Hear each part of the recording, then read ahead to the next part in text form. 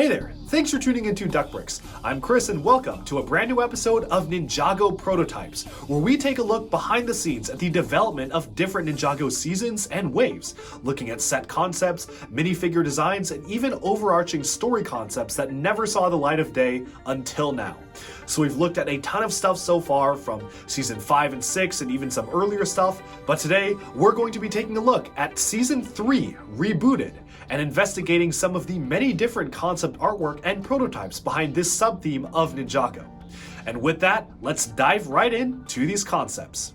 So Ninjago Rebooted is a really interesting one to look at when it comes to prototypes because, to be completely honest, there's not a lot out there. Even some of the most recent seasons have a ton of prototype models and cancelled sets that we do have images of, but Rebooted really only has two.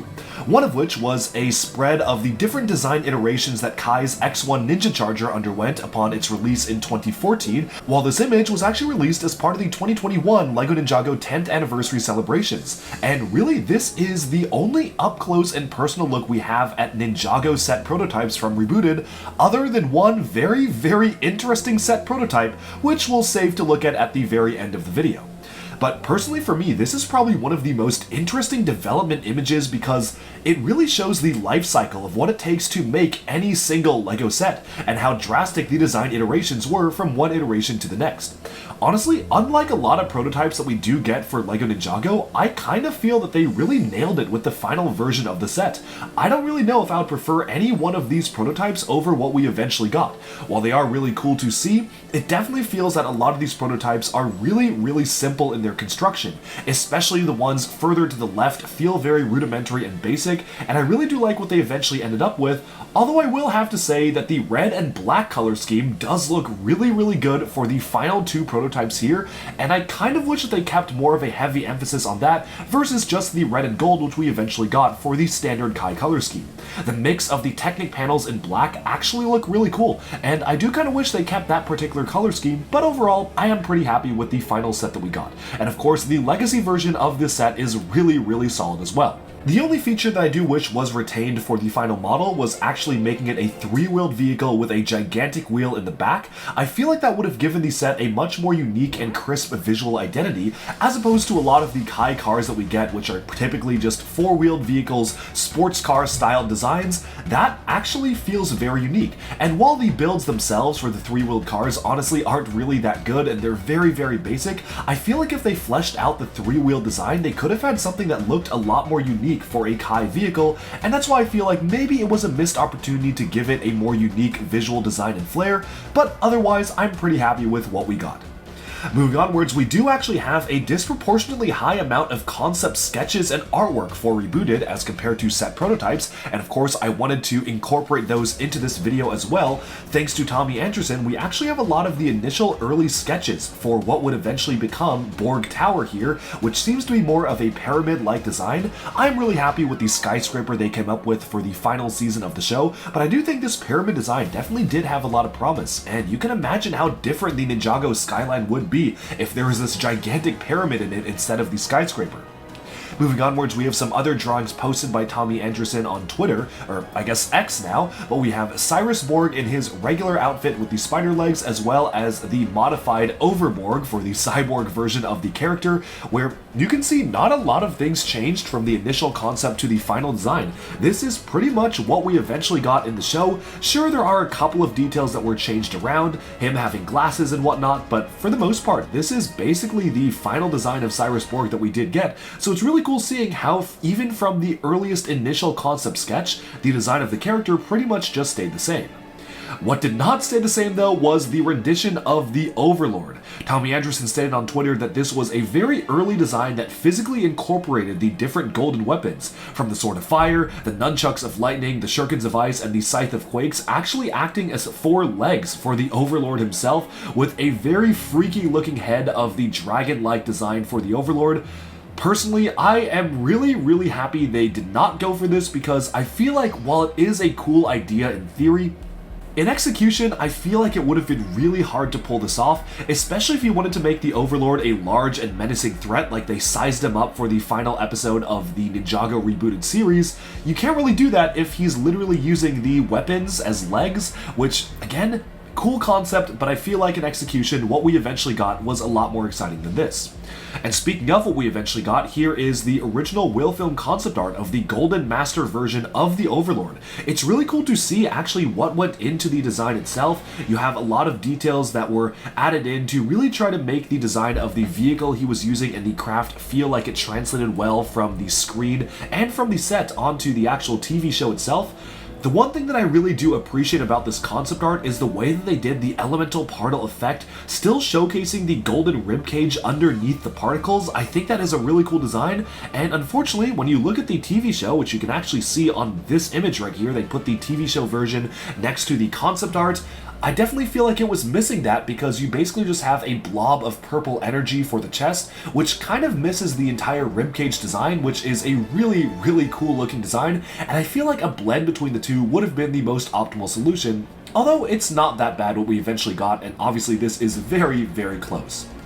Now, the Overlord did get a number of different concept designs for the digital Overlord as well. Here you can see the tentacled monster design in the Digiverse. They have materializing from digital lines, growing and getting more solid to block light, which is a really cool concept, having him initially start as a transparent type of character, and then as he grows and grows, he gets more solid and more menacing.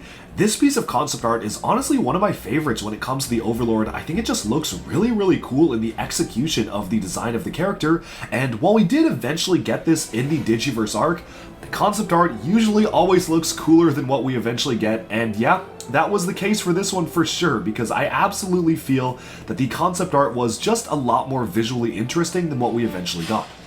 Speaking of the Digiverse, we did get a couple of different concepts for the Digiverse itself. This was obviously by the time they had finalized the design for Borg Tower, so all the designs there were pretty much fully completed, but it is very cool to actually see how the Digiverse was conceptualized, trying to make it almost like a Matrix style effect, where underneath the tower you just have these lines of technological code, which I think is a really, really cool looking design for them to do for this entire idea for Ninjago Rebooted. Moving onwards from the Digiverse, we have a lot of concept sketches for Borg Tower. You have the lobby here for Borg Industries with a reception desk, the elevator, which is pretty much what you see in the show as well. You've got a segment cutaway of the tower itself. I really like that energy core or technological core wrapping through the center of the building. I don't remember seeing that in the show per se. Maybe it was just in the background of something, but I do think that was a really cool idea. Of course, you have the showroom, which is a cool looking design that we only really ever saw once in the TV show in the very first episode looking at Borg Tower. So I like the overall design of this room. I just kind of wish we saw it more in the show. And then of course we get up to Borg's office, which is a destination we have seen many, many times, and a look at New Ninjago City as well, which is a really nice piece of artwork. Here we have a close-up of the VR gaming display. Really interesting seeing what they used for the images on the space battle. I'm kind of curious what that image is from, or if they just made it up for this, but you've got a minifigure in the VR chair, which of course we did see. We have a look at the factory floor, which is pretty much identical to what we saw in the show, but it's always cool seeing the concept art being translated into the actual animation.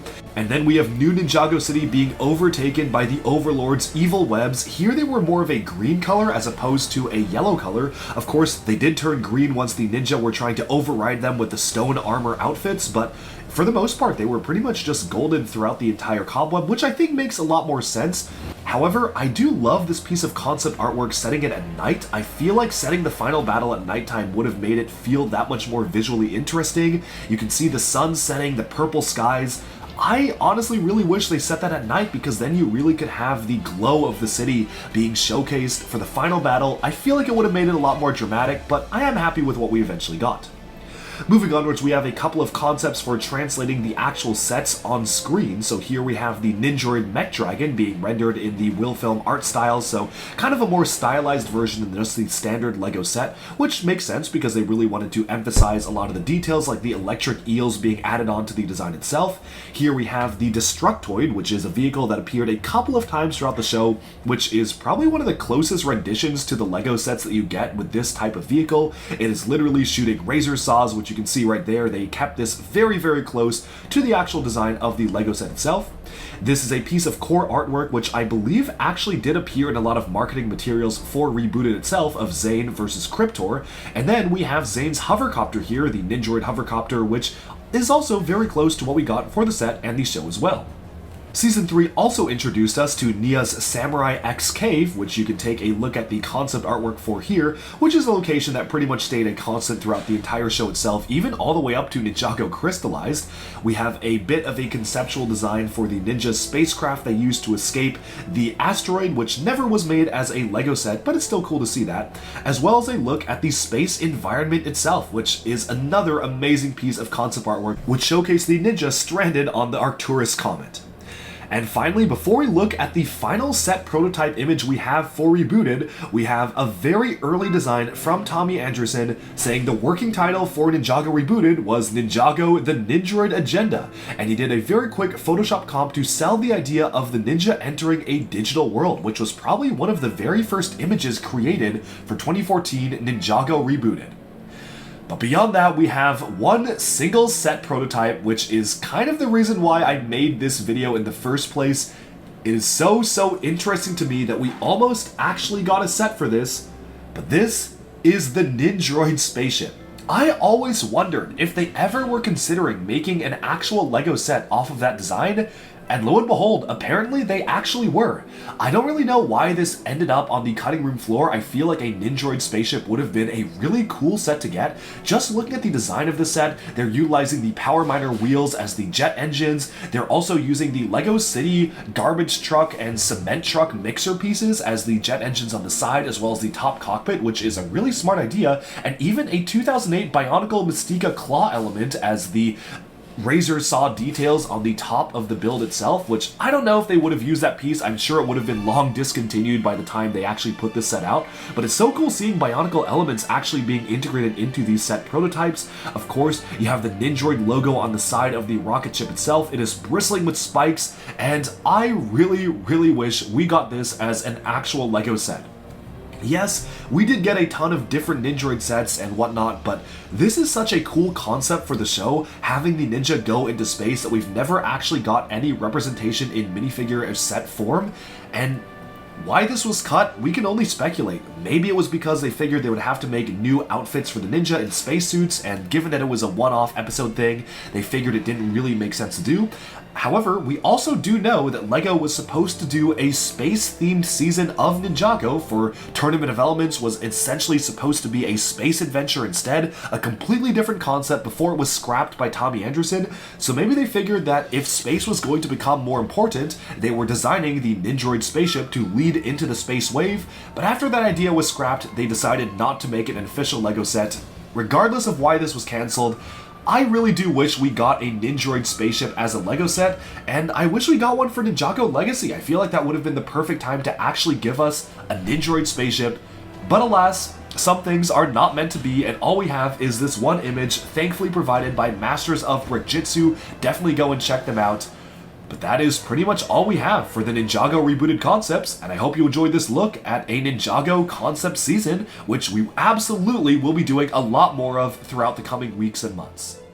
Alright, and that sums up this video taking a look at the Ninjago Season 3 Rebooted concept sets, artwork, and minifigure designs, and even some of these story concepts that never saw the light of day. Let me know down in the comments below, do you like some of the stuff you saw in this video, or are you more happy with what we eventually got?